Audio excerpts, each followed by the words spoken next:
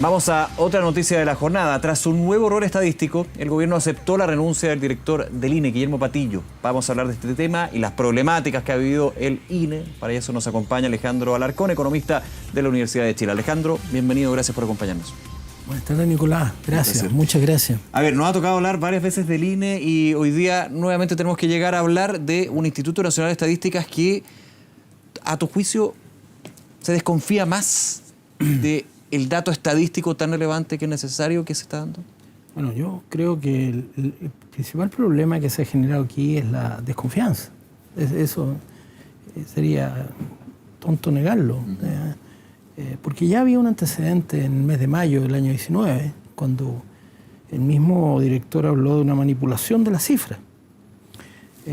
Indicios de manipulación, decía en un minuto. Pero que era... hubo algo y a partir de eso surgió una iniciativa que duerme en el Parlamento desde mayo del año 2019 por hacer una modernización que apunta básicamente a un INE independiente como un rol del Estado. INE autónomo que, bueno, obviamente si pensamos del 18 de octubre, las prioridades fueron por otros proyectos, sí, pero desde antes de eso estaba bastante pausado. Pero eso fue en octubre. Claro. De mayo a octubre no avanzó nada tampoco. No avanzó nada.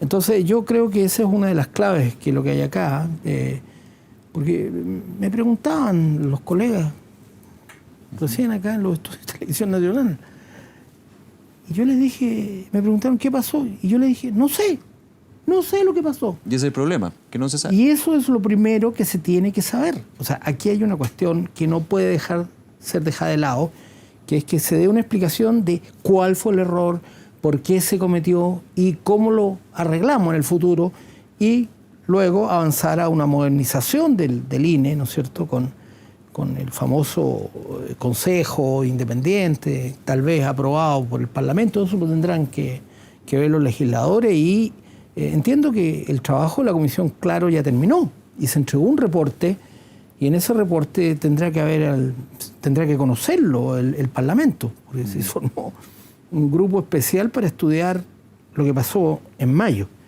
Pero aquí el problema es que la inflación no es cualquier cosa, aunque no haya cambiado el número. Vamos a eso, ¿por qué es tan importante este dato y que más que se transmita, que se calcule bien la inflación en Chile?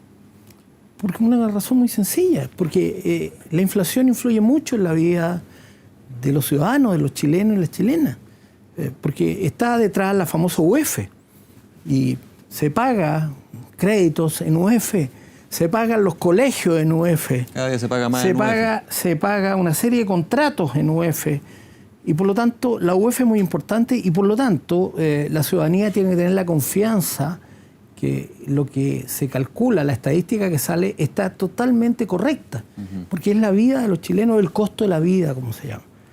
Entonces, yo creo que esa es una cuestión central acá detrás, de dar garantías a la ciudadanía de que la estadística que se produce mide correctamente el costo de la vida.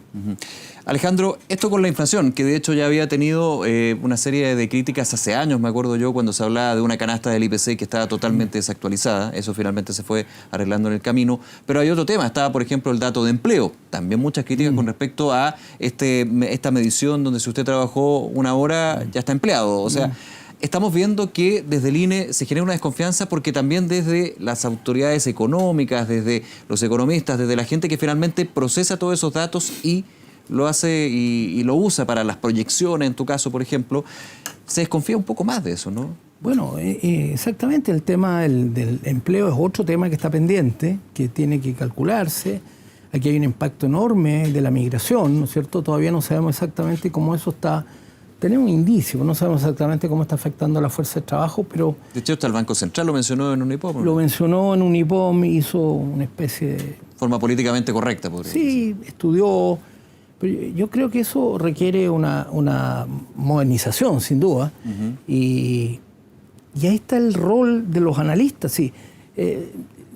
Los analistas recogen las estadísticas, como yo, y después le explicamos a la gente qué significa que una variable tenga una cierta trayectoria. O sea, tú tomas cualquier libro de macroeconomía y sale, son los analistas los encargados de transmitir la información que sale desde los entes estatales, como en este caso, y se le explica a la gente. Por lo tanto, hay una cuestión, no solo que se conozca, sino que los analistas puedan analizar en detalle qué es lo que está pasando detrás, cuál es la trayectoria. Pero acá en Chile hay algo más importante, que es el Banco Central. El Banco Central tiene como uno de sus objetivos principales la estabilidad de la moneda, eso significa el control de la inflación, y tiene un rango meta. Y sobre esa base desarrolla la política monetaria.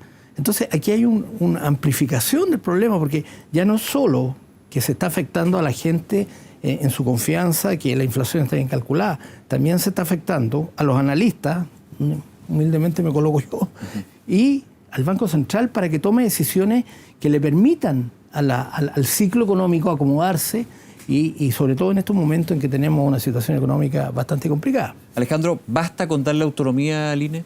No.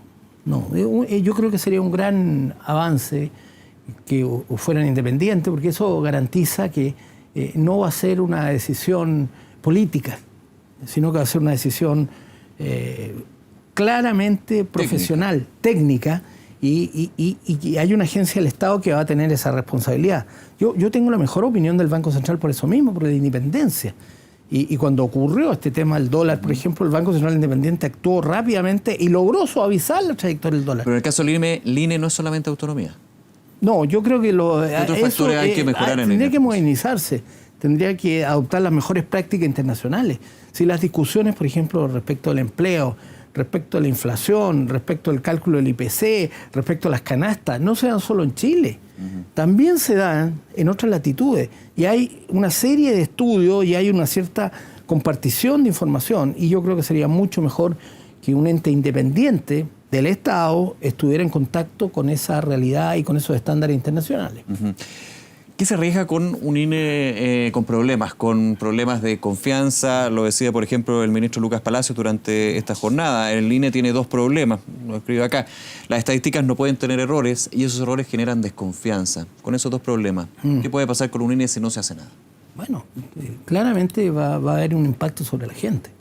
Sí, al final, los que salen cada día a ganarse el pan y a pagar la UEF son los chilenos comunes y corrientes, que si no tienen confianza que la estadística está correcta, van a ser perjudicados. Van a ser perjudicados en su sensación, primero que nada, que es muy importante, y segundo, podrían llegar a ser perjudicados en forma patrimonial, lo que sería atroz.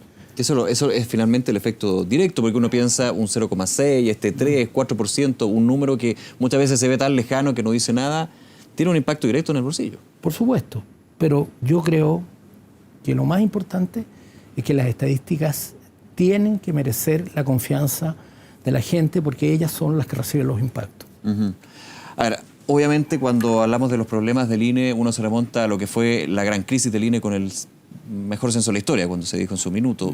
Ese no es solamente el único problema que se dio. Aquí hemos visto en un plazo de varios meses indicios de manipulación, errores. Tuvimos también el error de la Dirección del Trabajo, otro dato relevante, el de los despidos por necesidad de la empresa. Hay que ponerle hay que ponerle más fuerza, más cuento al tema estadístico. Falta ahí, se está dejando mucho de lado. ¿Qué crees tú? Sin duda que hay que poner más fuerza, porque tú mismo hiciste una lista que a lo mejor está acotada, pero es una lista que tiene un impacto realmente impresionante en la vida de la gente. Entonces, yo creo que hay que hacerse cargo de todos esos problemas y tiene que producirse una modernización, el Instituto Nacional de Estadística, que produce las variables que más le importan a la gente. A la gente le importan básicamente dos variables, la inflación, porque el costo de la vida, y el desempleo, porque así se ganan la vida la mayor parte de los chilenos, y esa está ligada al crecimiento de la economía. Por lo tanto, el IMASEC, que representa en cada mes el Producto Interno Bruto, lo garantiza el Banco Central, que no tiene... el desempleo está ahí en el medio de la batalla, porque se requiere modernización, y ahora el IPC, la inflación. Yo creo que se requiere trabajo para mejorar los estándares del INE, para que tenga estándares internacionales, y desde luego independencia de cualquier coalición que gobierne el país. ¿Y con tu experiencia, esos estándares internacionales están muy lejanos a lo que tenemos actualmente? Porque hasta hace varios años el INE era destacado justamente por el trabajo que hacía. Va a ser justo. Y creo que se hace un buen trabajo también. El problema es que tenemos... En países vecinos, no vamos a nombrar para no herir a susceptibilidad de nadie. Vamos. el presidente de la República llamaba al director del INE local y le decía cuánto iba a ser la inflación. Ciertamente que no estamos en esa dramática situación. Sí. Cuando el presidente de la República le dice, ¿cuánto va a ser la inflación? 10%, ponele 5%. Entonces, no estamos en eso. Eso ya es un país mínimo bananero, ¿no es cierto? Con mucho respeto por los países bananeros. Pero yo creo que tenemos que construir un Instituto Nacional de Estadística moderno y que tenga la principal virtud es que sus estadísticas no merezcan ninguna discusión. Alejandro Alarcón, como siempre, muchas gracias por acompañarnos. Gracias, Nicolás. Que esté muy bien, nos vemos.